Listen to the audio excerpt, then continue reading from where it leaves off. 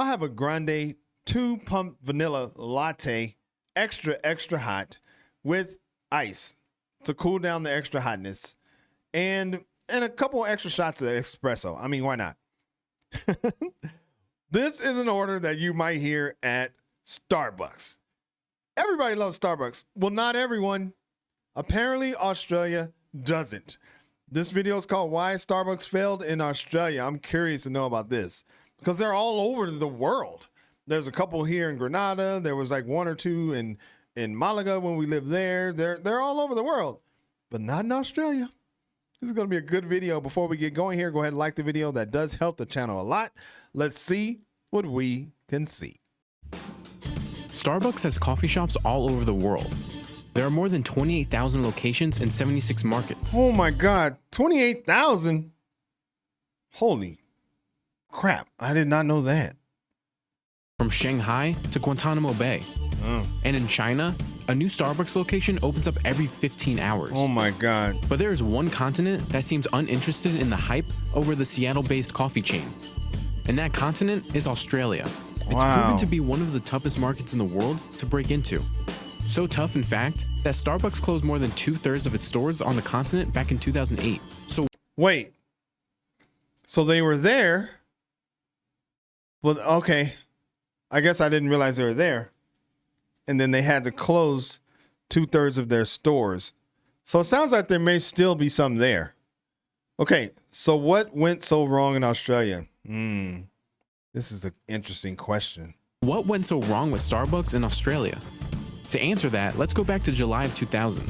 Okay. When Starbucks opened its first Australian shop in Sydney.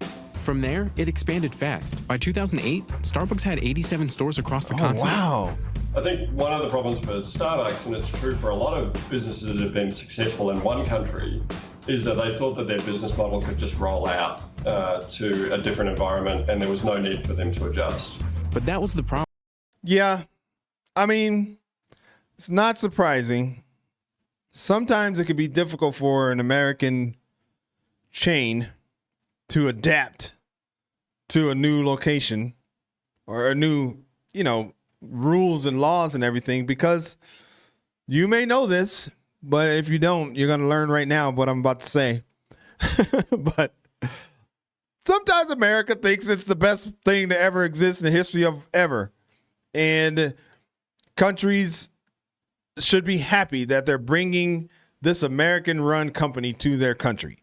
I'm not saying that's what happened with Starbucks, but Americans and American companies have been known to do that. I know other companies like Walmart have failed in different places like Germany and stuff like that. So that's interesting. Let's go back a little bit. To a different environment and there was no need for them to adjust. But that was the problem. It tried to grow the empire too fast. Starbucks rapidly opened up multiple locations instead of slowly integrating them into the Australian market. When they launched too rapidly and didn't give the Australian consumer an opportunity to really develop an appetite for the Starbucks brand. They also moved into regional areas, into outer suburbs of major cities.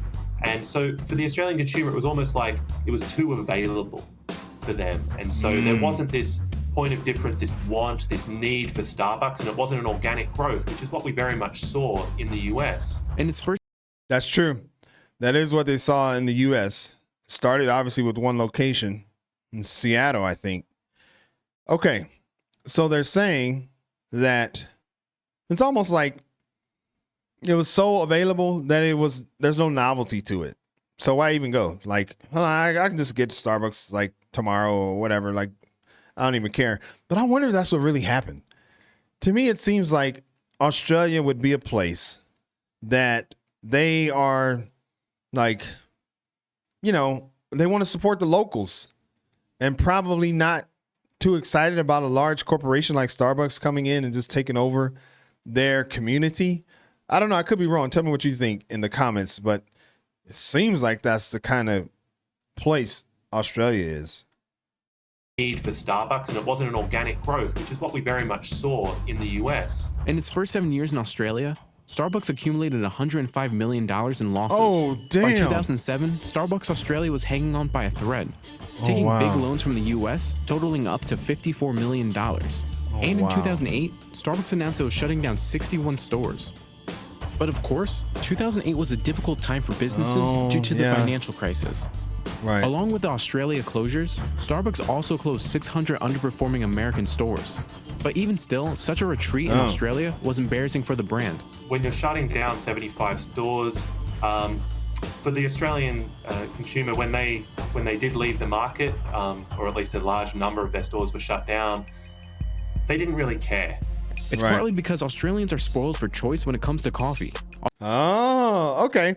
So he's getting into different things now. They didn't really care. I mean, obviously what he's saying right here is one of the reasons they didn't care, but also what he said before is it was too readily available. So they didn't even care. But yeah, he's probably right. The coffee must be amazing over there. I'm a coffee person, so I definitely got to have some when I get there, but it must be awesome. I mean, not that Starbucks is the best coffee that ever existed, but still. They didn't really care. It's partly because Australians are spoiled for choice when it comes to coffee. Australia's coffee market is one of the biggest in the world. Really? The industry is expected to hit more than $6 billion in total revenue in 2018. They've been immersed in... What the hell? Okay, hold on. This is 8 years ago.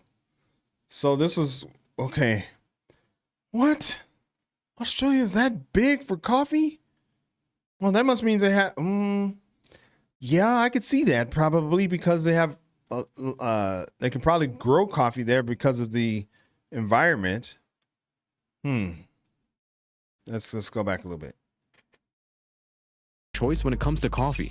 Australia's coffee market is one of the biggest in the world. The industry is expected to hit more than $6 billion in total revenue in 2018.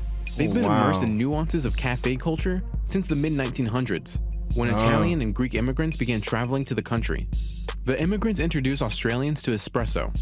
By the 1980s, Australians were fully engulfed in cafe culture. They've also grown accustomed to specialty menu items, like a flat white or an Australian macchiato. Oh, flat white. I've seen people talk about that. I don't know what that is. Australian macchiato? That sounds good too. Okay, so this is why.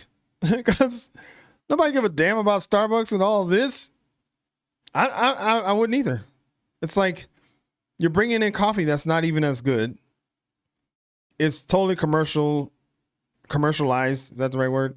So it's like, no, that's why they failed.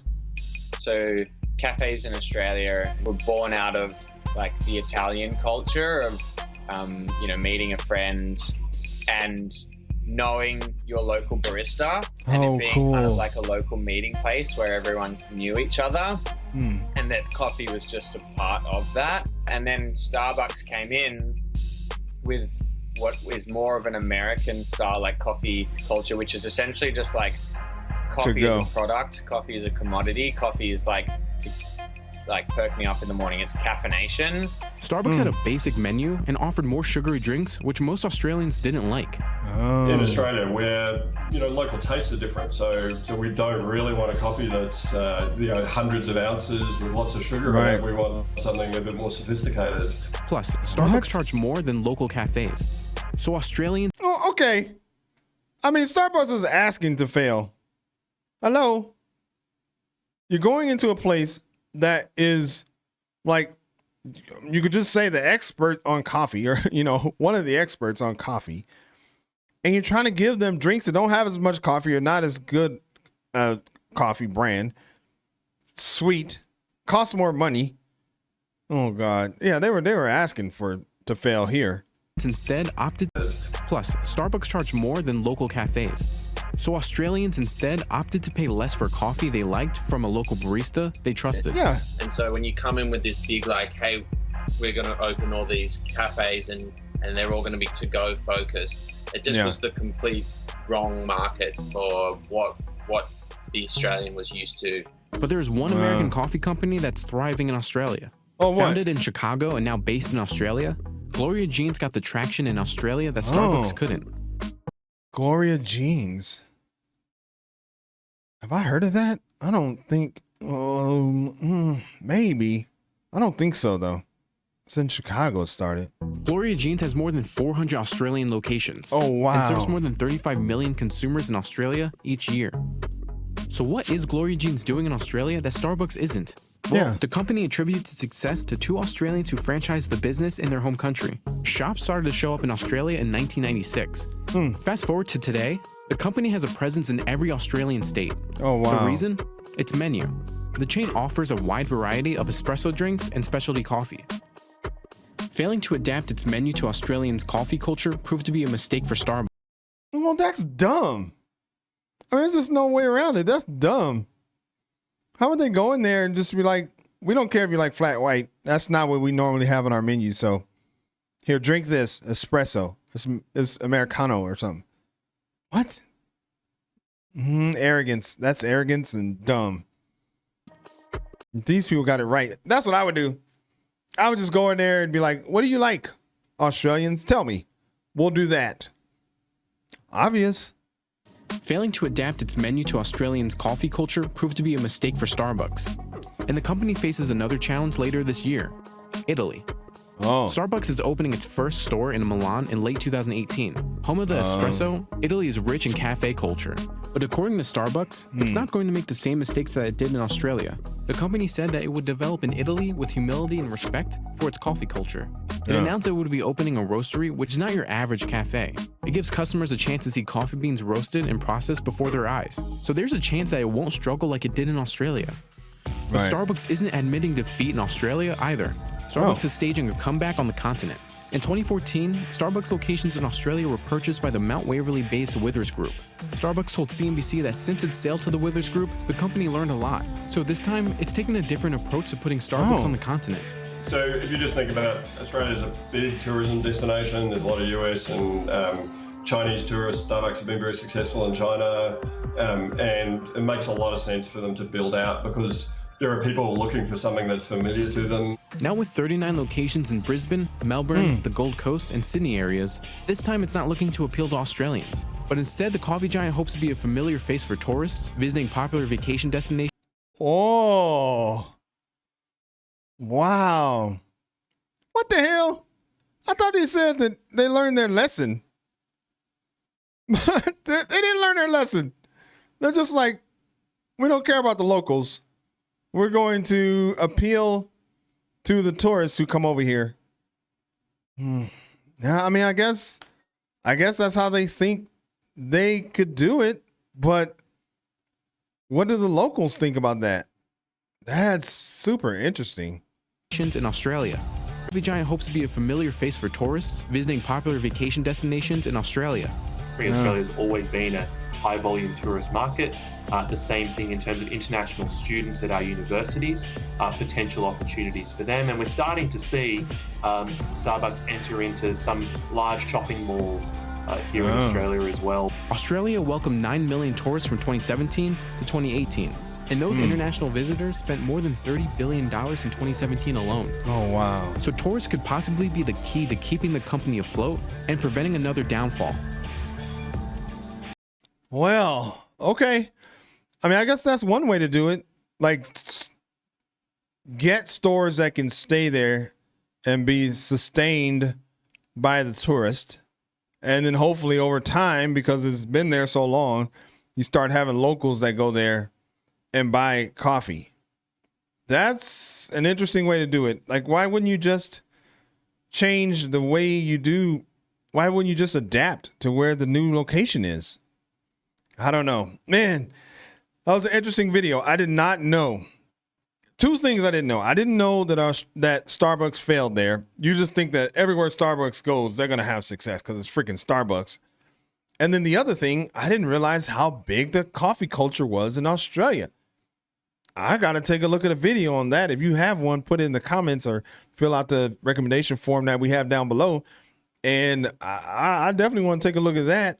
That was a great video there. Hopefully you liked that reaction. If you did and you want to see more just like it, then subscribe to the channel, man. It's easy and it's free. My name is Greg. I'll catch you on the next video. Peace.